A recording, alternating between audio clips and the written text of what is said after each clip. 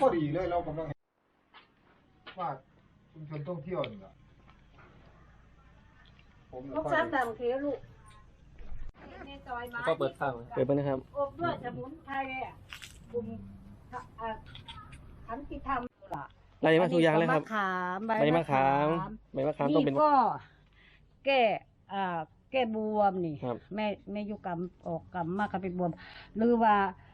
เห่าเป็นบวมพวกดำเขียวก็จะแก้บวมตัวนี้มันแก้บวมตัวนี้เป็นยานี่เอ็นอ่อน ครับ นี้ช่วมกบ อันนี้สิงไข่ต้นภาษาบ้านเฮาภาษาไทยว่าอบเชยยวน โอ้ครับ จ้านี่แหละเติมน้ำทุกมือกันหมออันแก้ถือมันขั้นมาเติมทุกมือมันแห้งไว้ ครับผม ขั้นใหม่แล้วมันมาเป็นยาลูก ครับ พม่าแสงชมพู อ๋อ ใครทอดมาจากหมอพม่าแสงชมพูเพิ่นกะเขาอ่านใจมาลงน่ะ สนั่น เงี้ยวนี่กินอยู่เลยก็ไม่ใช่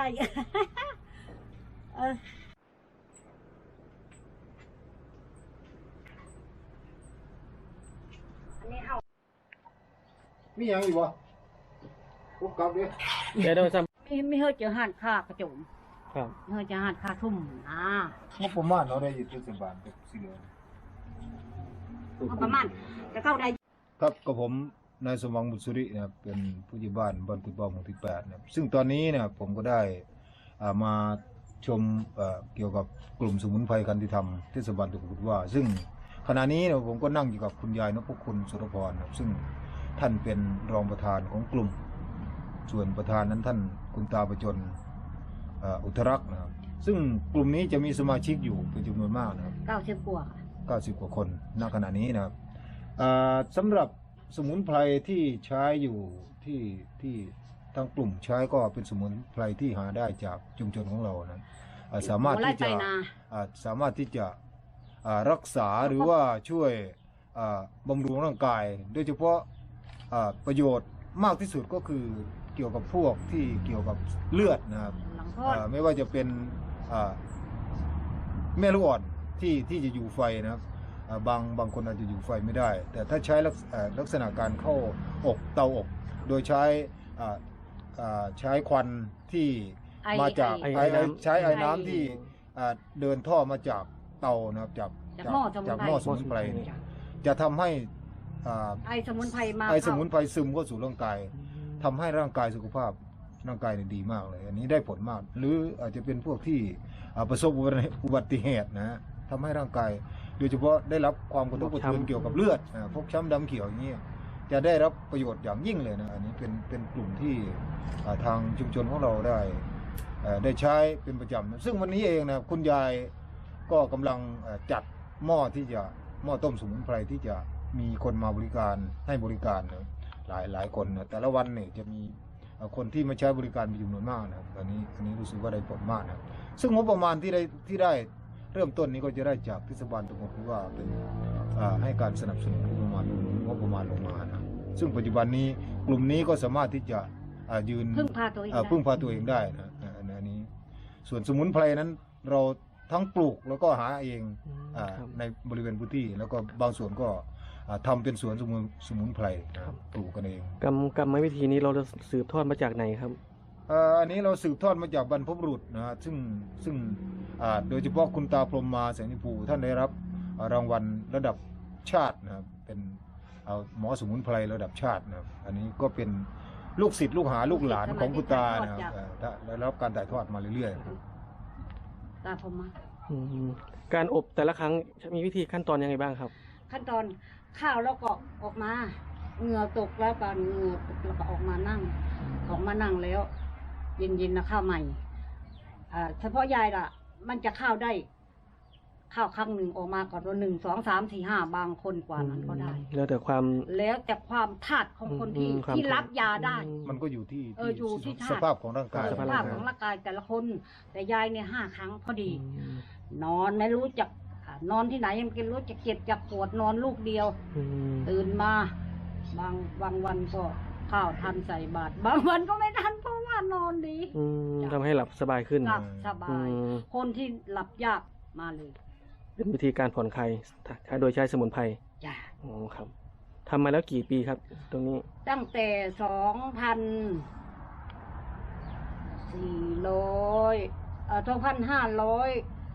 2,546 โอ้ เท่าไหร่ล่ะนับ46 47วันที่28 46วันที่28มาทำงาน46น่ะ แล้วก็ที่10มันจะเป็น47มาทำงานเลย47จะเริ่มทำงาน เปิดวันที่28ธันวา โอ้ครับผม 46มาก็ลงทุกเว้นมาลงป อยา ระ กให้ จำปีแต่เดี๋ยว ผู้ใหญ่ นี้ บ้าน มัน เชิญชวนมาใช้บริการ ก็อยากจะขอเชิญชวนพี่น้องนะครับผู้ที่มีร่างกายสุขภาพที่ไม่ค่อยจะแข็งแรงนะโดยเฉพาะ นอนไม่หลับกินข้าวไม่อยากจะ บุคค ทา ล น ที่ ข้าว ทานข้าวไม่ ประสบ อร่อย อุบัติเหตุ เอ๊ะ ถึงขั้นว่าเสียเลือดหรือว่าได้รับความกระทบกระเทือนทำให้ผลเลือดทางด้านร่างกายมีปัญหา อันนี้สามารถที่จะช่วยท่านได้ เพราะฉะนั้นก็อยากให้ท่านมาช่วยท่านมา ลองใช้บริการ ถือว่ามาลองใช้บริการกันก่อนนะมาลองใช้บริการกับกลุ่มสมุนไพรคันธิธรรมเทศบาลตำบลกุฎว่าของเรานะซึ่งอยู่ที่บ้านเลขที่ 98 หมู่ที่ 13 ตำบลกุฎว่าอำเภอกุชินารายจังหวัดกาฬสินธุ์นะครับ หรือ อันนี้เป็น ประสานที่เบอร์ผู้ใหญ่บ้านก็ได้เนาะ ประสานที่เบอร์ผมก็ได้ครับ โอเค 084-786-8508 ครับ อันนี้เป็นเบอร์ของผมนะผู้ใหญ่บ้านหมู่ที่ 8 สามารถที่จะประสานแล้วก็ติดต่อได้ตลอดเวลานะกลุ่มของเราก็จะอยู่จุดนี้นะครับจุดของคุณยายนพคุณสุรพรนะครับสามารถติดต่อได้แล้วก็ได้ทุกวันนะเพราะว่าคุณยายแกจะอยู่ประจำ ถ้าวันพระไม่ได้นะ โอ้ไปวัด ไปลง เฉพาะวันพระ พระนี่ ทำวัด พวกอาจารย์ว่าคาลัมเนาะ อืม วันพระไม่ได้ อืม ไม่ได้ลงคาลัมก็คาลัมอ่ะ ครับ ไม่เกินอาจารย์เถอะ ครับ อาจารย์ที่แนะนำมาวันพระ โอ้ คาลัมเพ โอ ราะ เค ว่าคาลัมก็คาลัมไปเนาะ ครับผมค เอ รับ อ จุดตาค่าบริการ ค่าบริการอยู่บ้าน แล้วก็ลูกหลานจะให้ไม่ได้พูดเอานะลูกไม่ได้พูดเอาเพราะว่าสงสารคนแก่ ครับ มีแต่ผู้หญิงผู้ชายมีคนเดียวพระประธานบางท่านก็ให้2,000บางท่านก็2,000กว่าที่บ้านนะครับ ผม ออกจากบ้านนั่นแล้วแต่เขาว่าแล้วแต่จะคิดเห็นน่ะ ครับผม ไม่ใช่ว่า ต้องเอาอย่างนั้นนะลูกต้องเอาอย่างนี้ไม่ใช่ไม่ได้ ครับ ว่าเอาเพราะว่าอาจารย์ว่าทำงานสมุนไพรนี่เพื่อบุญเพื่อทำบุญ อืม ไม่ได้ว่าให้ลูกให้เท่านั้นเท่านี้ไม่ได้ว่าเลย ครับผมครับ ลูกให้ลูกว่าโอ้น่าสงสารคนแก่มีแต่ผู้หญิงหา ครับ สมุนไพรก็ บางคนก็ให้ไปกว่า ครับครับครับ ๆ ค แล้ รั ว บ แต่ไม่ได้พูดเอา ครับ ว่า ลูกจะเอาอย่างนั้นจะไปแต่ว่าออกไกลๆก็ อันนี้จะให้ไปทำวังเคนนะท่านเมื่อครั้งแรกท่านว่าโอ้เอา10,000นะไปดูแล้ว มันลำบากมันได้ผลให้13,000ก็อาสาทุลูก ครับ ไม่ได้ว่า อืม อาจารย์มาติดต่อ ครับโอเคครับผม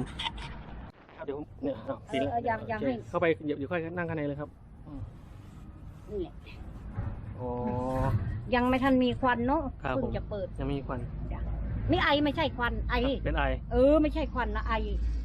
ไอสมุนไพรไอสมุนไพร ไอสมุนไพรไม่ใช่ควัน ครับ ถ้าควันน่ะจะเป็นจากควันไฟ ครับครับ อันนี้เป็นไอ ไอสมุน จาก ไพร หม้อสมุนไพรจ้ะ ไอน้ ไอน้ำ ำครับผม